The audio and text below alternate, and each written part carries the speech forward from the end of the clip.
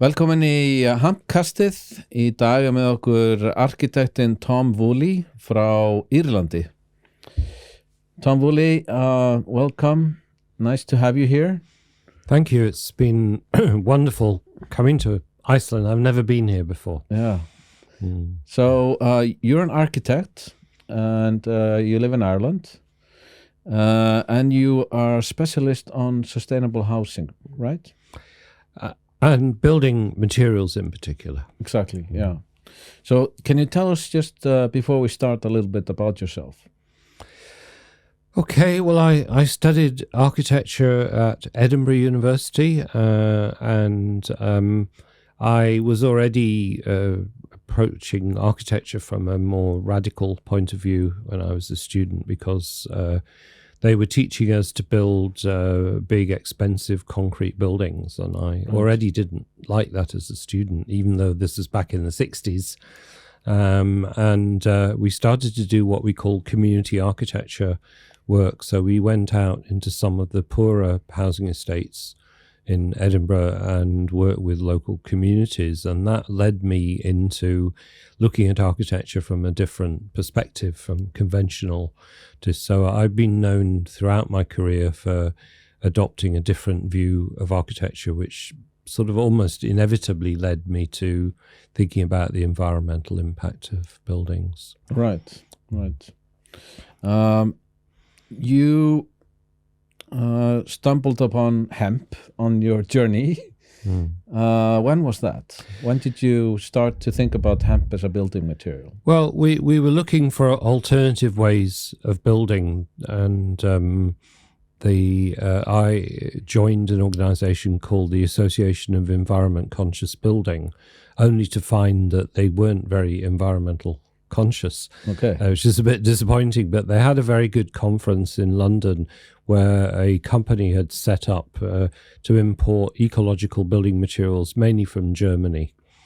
And at this conference, there was a man called Ralph Carpenter, who was a very good architect in England, but he also spoke very good French, and he'd been to France and discovered hemp lime construction. Right. And so he made a presentation at this conference about it. And I was completely amazed. I just thought, this is wonderful stuff. And at the end of his talk, and he mixed up some hempcrete and demonstrated it, everyone left. And he stood there looking, what have I done wrong? You know, it doesn't make any sense. Nobody, all these architects didn't seem to be interested. But I stayed and I said, this is great. Yeah. How can we do this? You know, let's develop it more. So we worked with Ralph and other people. We produced a guide to hemp construction based on, well, I went over and some visits to France as well, got to meet people there, and we learned about what they'd been doing. And then we started to build with it in the UK, and it's been really successful ever since, really. So when was this that you met Ralph? That's a good question. I think this was about late 90s. Okay. Late 90s. And then at the time there was a lot of money around because of the Millennium. It was the Millennium Fund, and I got some money to do research into hempcrete, which helped to pay for me traveling to France and so on. And we literally went over with a van and came back with a van full of hemp from France, you know, which I was a bit worried about getting it through the customs, but it wasn't a problem. Okay. And then we started to build using essentially importing materials from France initially. Eventually people started growing and processing hemp in England, but initially we brought the materials from France. Right. And I think the French weren't too pleased. They don't like British people stealing their ideas, really. But we have there's some good people in France who we became very friendly with. Okay. Do you know the history of hempcrete? Do you know when people started to use hempcrete? No, I quite often get asked this, and I don't really know. I mean, there are people who say that the Romans used hempcrete, but that because they found some hemp in mains. But the Romans certainly discovered the use of hydraulic lime, which we can use with Crete, but there's very little evidence of that. And also a lot of people say, oh, hempcrete, that's like going back in time and building like they used to do, but it's not. It's a very modern idea. Well, I was trying to look it up, and I found that it was maybe in 1984 when they started to use hempcrete. So, but I wasn't sure.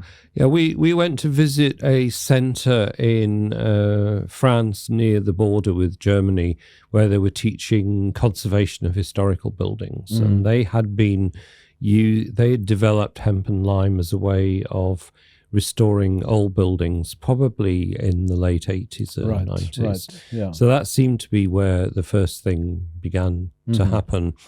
And then it was only started to be used in new buildings a bit later than that. Right. So when you learned about hemp used as a building material, what was it that, why is hemp such a good building material? Can you tell us just a little bit about all the qualities that hemp has? Well, before I do that, I think the important thing was we were searching for an alternative to conventional building with concrete and plastic and synthetic materials because they were bad for the environment, bad for the planet, bad for people's health. But it's all very well saying that these things are no good, but you have to have an alternative. Yeah. And we're starting to build more with timber frame construction, but then the timber frame buildings were then being wrapped in plastic, and they were filling the walls with plastic insulation. So we then discovered that we could do that with hempcrete, and then we realized that the hempcrete is actually better, that it performs better, it provides better insulation, but it's also natural and healthy and creates a really good environment. One of the things we've discovered over the years is that people who come and stay in our hempcrete buildings say that they notice the better air quality. That's the first thing they see. They don't really know about the thermal performance or anything, but they say that somehow they feel healthier in the building. We had a woman came and stayed in our hemp cottage who'd suffered very badly from asthma, and she said it was the first good night's sleep she'd had in months because she found the atmosphere in the hemp.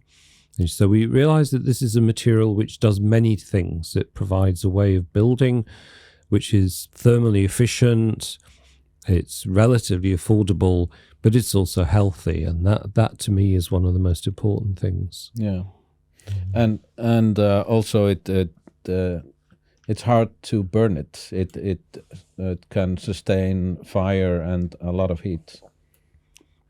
Well, one of the problems when you're using bio-based natural materials in building is a lot of architects think that it's not safe, that it's going to burn. Natural materials are flammable, which is generally not true, actually, but they're worried that it's not going to be robust enough and that it's going to rot and it'll be infested with mice and goodness knows what else. So there's an assumption that's what natural materials are like.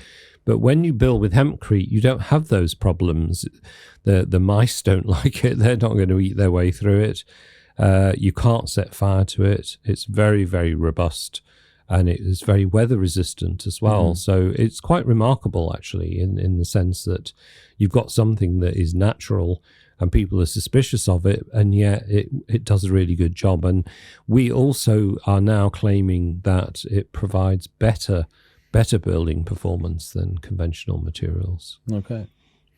What would you say would be how long can a hemp house last? Has it been, if you build a house, you expect it to last for a certain amount of time? What about hempcrete houses? Conventional buildings are normally funded on the basis that they're going to last 30 to 50, maybe 60 years. Yeah. We think a hempcrete house will last for 100 years at least. Okay, so it has a lasting. We don't know because we've not been around. I won't be around for 100 years to see whether it is. So that's a bit of a tricky question. I'll let you know when we meet on the other side. Yes, that's right. Yes. Okay. So hemp has been grown in Ireland for 15 years or about. Yeah. How many houses do you think have been built out of hempcrete in the UK? Do you have a number for it? Or? No, we've lost count. This came up the other day. About 10 years ago, I could have told you how many there were. Because but now we've many. lost count because we keep hearing about other people who've built with hempcrete that we didn't even know about. Okay. And we're not even sure what materials they've used. But it's mostly still one-off houses. So it's what we call a cottage industry. Okay. So there were a few projects where there was some social housing. I wouldn't call it mass housing, but maybe 30, 40 houses. Mm-hmm. And then somehow the mainstream industry seemed to lose its nerve. And so it's still what we call a cottage industry. So we have a number of specialist hempcrete builders. But they are in huge demand. I mean, they've got a workload for the next 2 years because there's so many people wanting to build with the material now. But there are also places where there are very few hempcrete buildings. So Scotland, for instance, doesn't seem to like hempcrete very much. Okay. England does. Wales is going completely bonkers with it, lots of it. Okay. Ireland is a problem because we have lots and lots of people want to build with hempcrete in Ireland, but they can't find architects to design the house for them. And the architects have to sign off the project and take liability insurance for it and so on, and they're still nervous about that. So we built one of the biggest hempcrete buildings in UK and Ireland in Dublin, and that was funded by Dublin City Council. They were absolutely delighted with it. So we thought, right, we've made it, exactly. And yet we're still struggling. Our point. Yeah, but we're still struggling to get people. So that's a slightly frustrating I can understand side of it. And I sometimes wonder if I'm such an enthusiast for it, I wonder whether I'm the wrong person to promote it, because people say, oh my God, here comes Tom Woolley, hide, because he's going to try and ram hemp down our throats. It's hard to know what's the best way to get this across. Mm-hmm. Sometimes we say we should have a celebrity maybe endorsement. Jermaine Greer spoke to me once because she wanted to build a hempcrete house, but that never happened. So Brad Pitt was very interested. He owned a chateau in a village in France where they grew lots and lots of hemp. Yeah. But he's got divorced and sold the chateau now. So we haven't quite managed to get that celebrity endorsement yet. That might help. It might not be a good thing at all. I can't remember his name, but I was listening to a podcast of this guy who was a director in Hollywood, lives in England somewhere, bought a farm and built a hempcrete house. He was the one who directed Billie Jean and most of the videos from. That's Marchant Farm in Cambridgeshire. Exactly, So I was there just a few weeks ago. Oh, you were? So they held a conference there, which was actually organised by a company making hemp fibre insulation called Hempspan. But the guy at Marchant Farm, it was really interesting to meet him, because you hear about these people who've been in the sort of Hollywood industry, and you think he's kind of big ego, but he's a very gentle, quiet, quite shy sort of guy. And he managed to buy some land, was growing hemp on it. We went to look at his hemp field. And he's also been working with a really interesting company in England called Sense. And Sense are developing hemp composites, where they use a natural resin and they bind it with the fiber. And so they produced a completely experimental corrugated sheet using hemp fiber. And they've used that to clad the house as well. So it's a fantastic experiment, actually. Wow. Okay. Interesting. All right.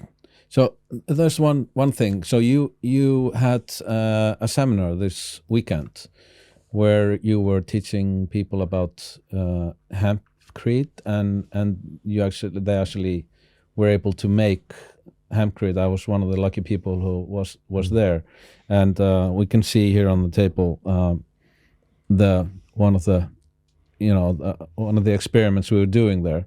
But so what do you think of the Icelandic people who were coming there and learning about hempcrete? Do you think did you find it interesting or? Yes, I think it was the enthusiasm at the workshop was great, and I've been all over the world teaching people how to do hempcrete. I've been to South Africa and Chile and Canada and all sorts of places. And the great thing about hempcrete is when you actually mix it up and you cast some hempcrete into a demonstration wall, people are completely amazed because they don't expect it to set straight away. Mm-hmm. It's something, it's a bit like making jelly. I mean, when you make jelly, you have to sort of wait for the jelly to set, but when you mix hemp jelly, it sets straight away. And there's something, the hemp sticks together with the lime, and so you can take, in this case, we were putting up a timber frame with shuttering. Take the shuttering off straight away, and people are just amazed by that. And it was just there. Yes, ready. So it's a great material, and that's always a thrill. Even though I've done it 100 times before, it's always a thrill to see that, especially when it works well. You know, I have made a mess of it a couple of times, so Well, this one was a great success. No, it was really good. So the thing is that you have different situations. Every country is different. So in Iceland, you've got forms of heat that we don't have in other parts, and you also have facilities to make mineral wool insulation here, which is probably one of the least bad mainstream materials, because we would use it sometimes in our buildings. But the idea of getting people to use bio-based healthy materials in buildings and getting rid of all the plastic and so on, that's really important. And if hemp's been grown in Iceland, then maybe you'll get processing facilities here, because at the moment the materials we used at the workshop had to be shipped in from England. Yeah, exactly. We don't have the processing equipment in Iceland to be able to do this yet, but it's our dream that we can one day.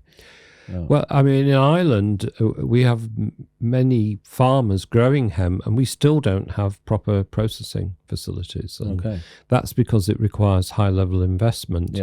In order to make that investment, people have to be sure that there's going to get enough business from doing it. So it is a bit of a frustrating thing.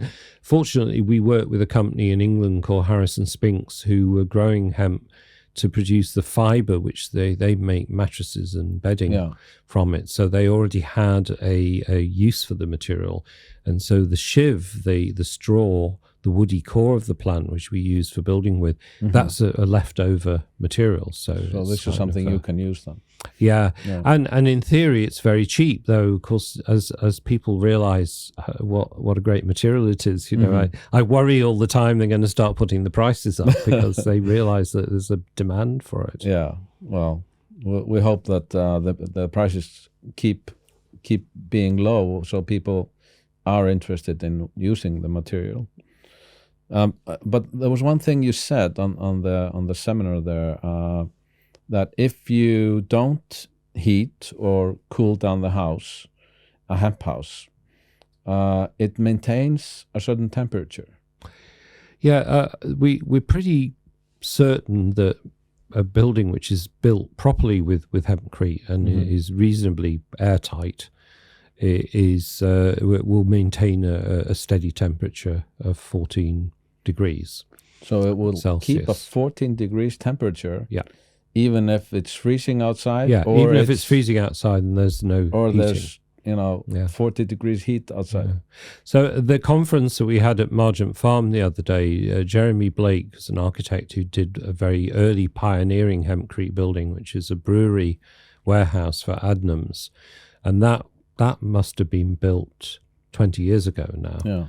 And it's a huge building, absolutely huge building, and they store all their beer and wine in there.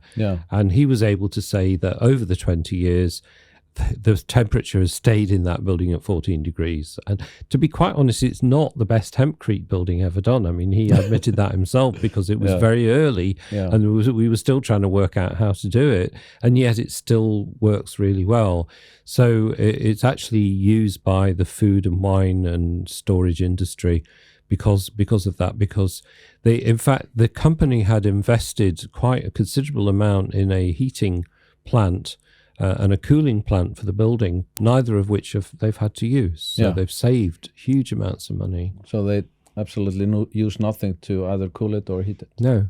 Now, the thing is, 14 degrees is a bit cold if you're going to live in the house. So you need some way to lift the temperature a bit. But then the other great thing about hempcrete is it stores the heat. It doesn't just act as insulation, but it also has thermal mass. So it stores the heat in the building, and if you put a little bit of heat into the building, then it gives it back over a 24-hour cycle. And one of the problems that you can have is that people will design heating systems to go into hempcrete buildings, which the building will then overheat because you don't need that much heat to keep it warm. So you would... Yeah, so that's definitely going to save a lot of money. Yes, well, the thing is, you see, the building physics of this is very different from conventional construction. So lightweight insulation made from fiber or from plastic foam or whatever, that actually allows heat through it over about a 3-hour period.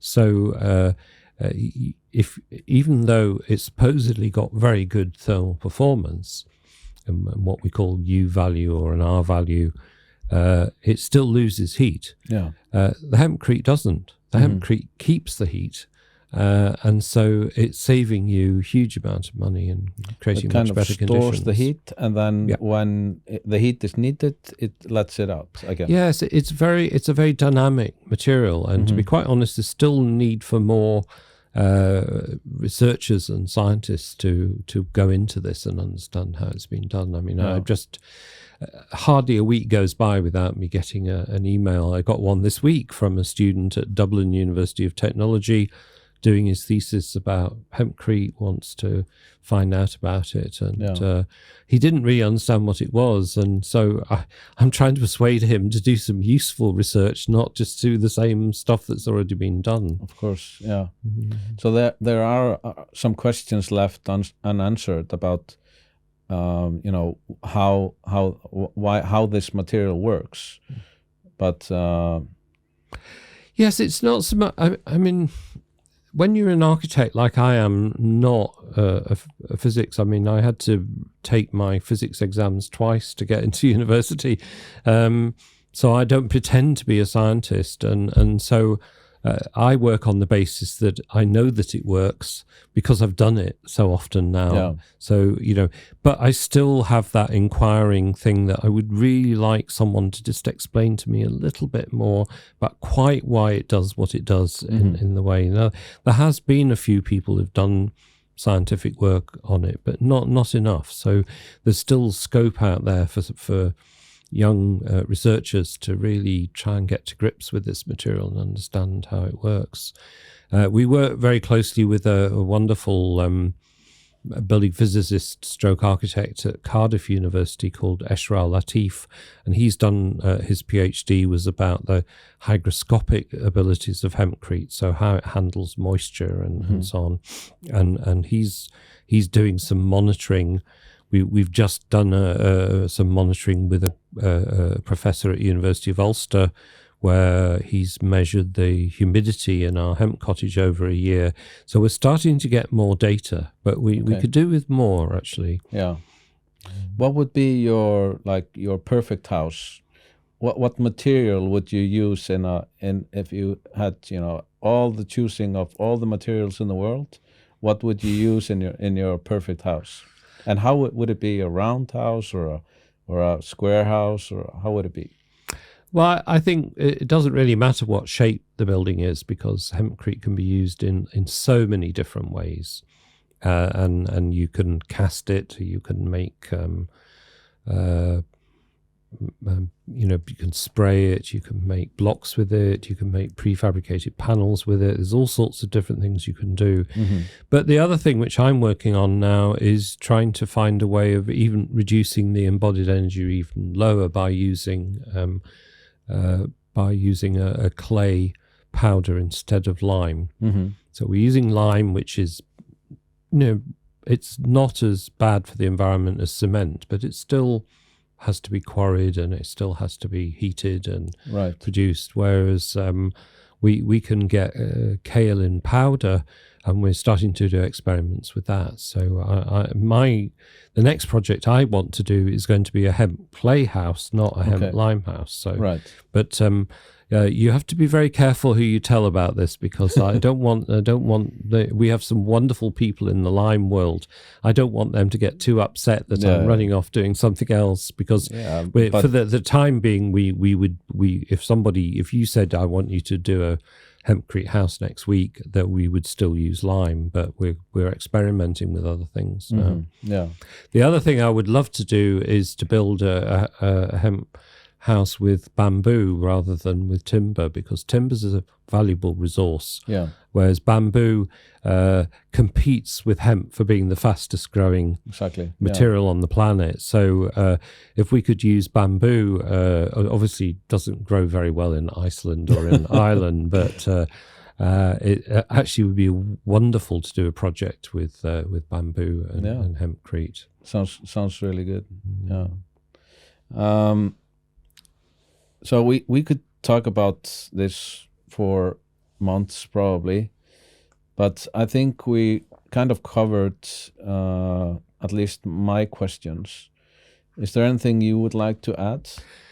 I think one of the things is a word of warning. As people get more familiar with this and realize what a wonderful thing it is, there's a lot of what we call cowboys jumping on the bandwagon now, and there's quite a lot of not so good materials and products being produced. Once you get big companies moving in on this, they immediately start looking for ways to do things cheaply. Instead of using good quality lime like we do, they think, oh well, we could get rid of the lime and use cement instead, that'll be the same. And it isn't, of course. It's not as good. So there are things potentially going wrong within world, and often people don't realize this. They're blown away by big companies moving in on it. They invest a lot of money in certification and so on. And in fact, I've just heard that this might be happening in Iceland, and this is quite worrying, because when we go around running these workshops, training people how to do it properly, and then you hear that there's people planning to do a hemp building in Iceland, and they didn't bother to come to the workshop, And we've got the same problem in Ireland. There's a guy just popped up out of nowhere saying that you should build hempcrete buildings using the wrong materials, and he's convinced that this is the right thing to do, and we're trying to get him to come to a workshop now, and he says, "Oh, I don't need to do that. I know what I'm doing." So we've got to be on the guard all the time to make sure that buildings are done to the highest of standards, so that then things don't go wrong, and people say, "Oh, hempcrete, we always said it wasn't any good, look, it's gone wrong," and so on. We want to have the highest standards and really good quality buildings, which is why it's so great to work with these young architects here who are going to do a demonstration hempcrete building in Iceland, which hopefully we will help them with. It'll be fantastic. And then people can go and see it, and they can see how it works. So that's the plan we have now for next summer, to build this house, and using quality shivs, using quality lime, and of course the Icelandic water. Absolutely. You can't get better water than I've tasted here. That's very true. So thank you very much for coming, Tom. And it's been a pleasure to meet you. And hope someday I can come over to Ireland and sleep in your wonderful cottage. Yeah, well, you're very welcome, and I might even give you a discount if because of being here. And where it's led to other people building projects as a result of them coming to stay in our house, which was a good. We didn't think of that when we first did it, but it's been a great thing to do. Lead by example. That's the way to do it. Thank you very much, Tom. Good.